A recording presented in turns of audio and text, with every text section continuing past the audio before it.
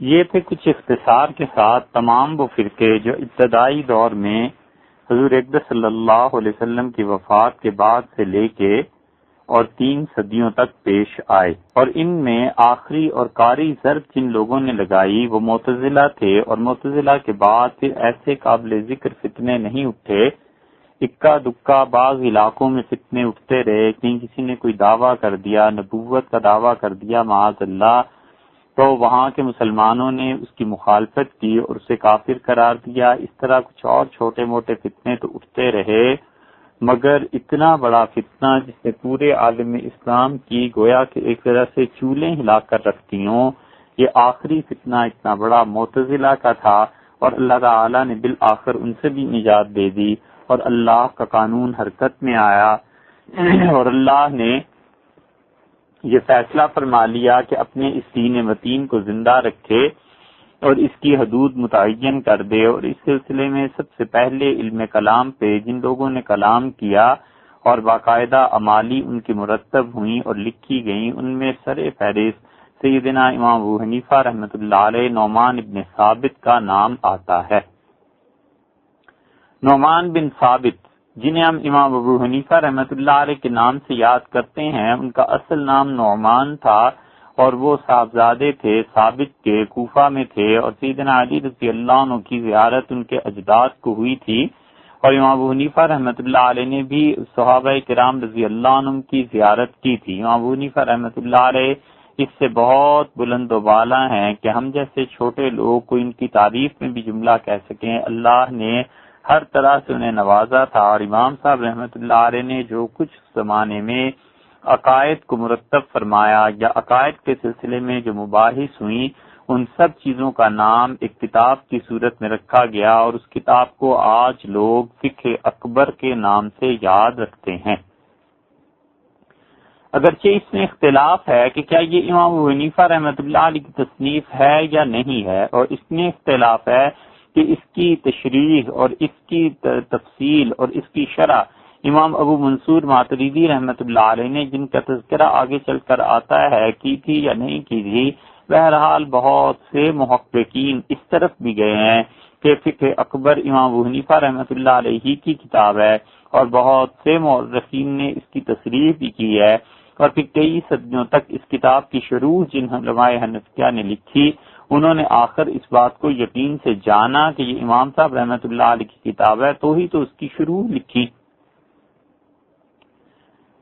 مختلف صدیوں میں اس کی شروع لکھی گئی، اور امام ابو حنیفہ رحمۃ اللہ علیہ نے جن عقائد کو جمع فرمایا ان عقائد کی تشریح کی جاتی رہی۔ مثلاً آپ دیکھیے ملا علی قاری رحمۃ اللہ علیہ نے اس کی شرح لکھی، ابو منصور ماتریدی رحمۃ اللہ علیہ جو 4ویں صدی کے آدمی ہیں، ان کے متعلق بھی کہا جاتا ہے کہ انہوں نے اس کی شرح لکھی، اور یہ شرح دنیا میں ناپید ہو گئی تھی۔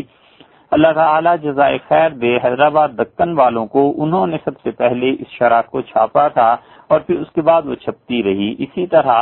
اگرچہ اس شرح کی نسبت امام ابو منصور ماتریدی رحمۃ اللہ علیہ کی طرف بھی بعض لوگوں نے شک کا اظہار کیا ہے، پھر 9ویں صدی میں ترکی کے جو علماء تھے اور شیخ الاسلام تھے، انہوں نے اس کی شرح لکھی۔ پھر وہ آخری شیخ الاسلام کے نائب یعنی زاہد القوثری رحمہ اللہ نے بھی ایک جگہ اس بات کا اعتراف کیا کہ فقہ اکبر امام ابو حنیفہ رحمۃ اللہ علیہ کی کتاب ہے، اور اس کو سر فہرست رکھا ہے دنیا بھر کے ہر طرف کے علماء نے اور ہر مسلک کے علماء نے کہ پہلی کتاب جو علم کلام پر تصنیف کی گئی یا عقائد کو مرتب کرنے کے سلسلے میں کتاب و سنت کا نچوڑ اور خلاصہ جہاں پر لکھا گیا فقہ اکبر تھی۔ اس کتاب کے بعد اس کی بھی کچھ تشریح انشاءاللہ آئندہ کو آئے گی۔ دوسری بات، جس آدمی نے ان چیزوں کو مرتب کیا،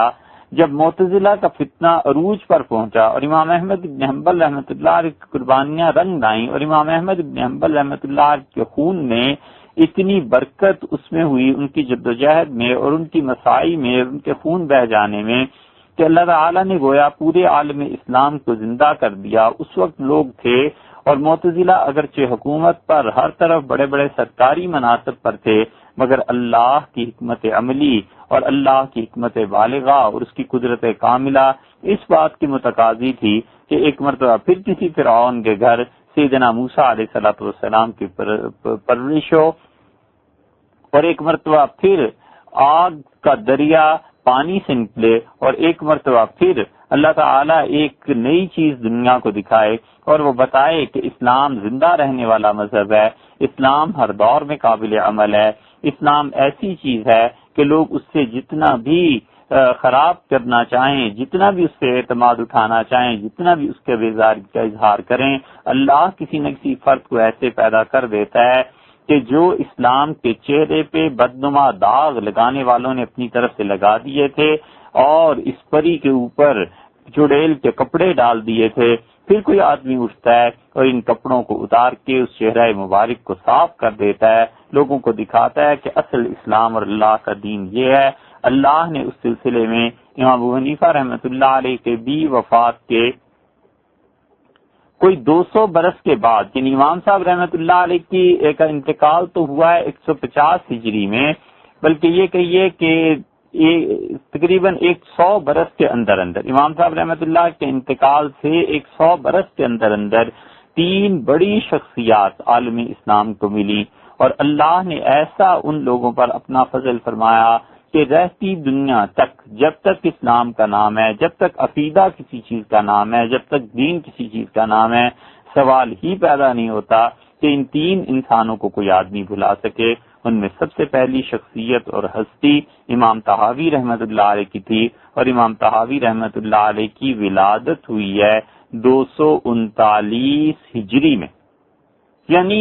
تقریباً امام ابو حنیفہ رحمۃ اللہ علیہ کے انتقال کے 90 برس کے بعد امام طحاوی رحمۃ اللہ کی ولادت ہوئی، اور امام طحاوی رحمۃ اللہ علیہ کی وفات ہوئی ہے 321 ہجری میں۔ ان کا تفصیلی تذکرہ پہلے بھی گزر چکا، مزید بھی آ جائے گا، اور انہوں نے عقیدہ طحاویہ کے نام سے ایک کتاب لکھی۔ اس زمانے میں اصل بات یہ ہو گئی تھی کہ پورے عالم اسلام میں معتزلہ کی وجہ سے ہر طرف اس بات کا تقاضا بڑھ گیا تھا کہ کوئی آدمی نپے تلے عقائد مرتب کر دے اور صاف صاف بتائے کہ کیا چیز عقیدے میں شامل ہے، کیا چیز عقیدے میں شامل نہیں ہے، ایک مسلمان اور مومن کا عقیدہ کیا ہونا چاہیے، اہل سنت والجماعت کسے کہتے ہیں۔ تو اللہ نے اس کار خیر کو 3 آدمیوں کے ذریعے پھیلایا، اور اللہ نے ان لوگوں کو چن لیا تھا، وہ اپنی صدی کے مجددین میں سے تھے۔ امام طحاوی رحمۃ اللہ علیہ ان سب سے بڑے تھے۔ 239 ہجری میں امام صاحب رحمۃ اللہ علیہ کی ولادت ہوئی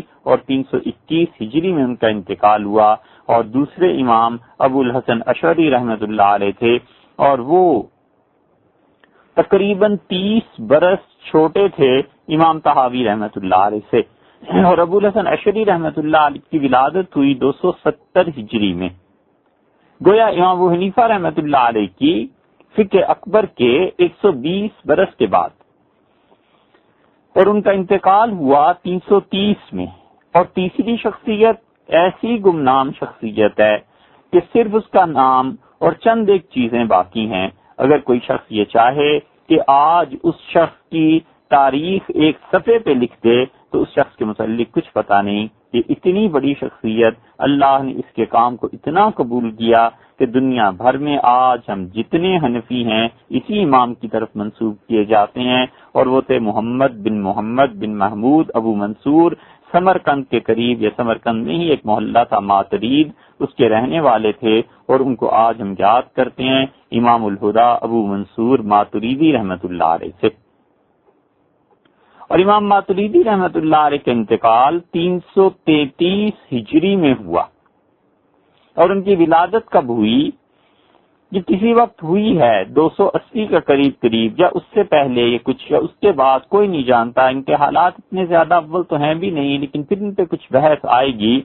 تو یہ 4 شخصیات کل، ایک امام ابو حنیفہ رحمۃ اللہ علیہ، ایک امام طحاوی رحمۃ اللہ علیہ جو مسلکن حنفی تھے، اور تیسری شخصیت امام ابو الحسن اشعری رحمۃ اللہ علیہ کی تھی جو مسلکن شافعی مسلک سے تعلق رکھتے تھے، اور چوتھی شخصیت ابو منصور ماتریدی رحمۃ اللہ علیہ کی تھی۔ ان کا تذکرہ سن لیجئے، ان کے ذریعے اللہ نے دین کو پھر زندہ کیا، ان کے ذریعے باطل عقائد پر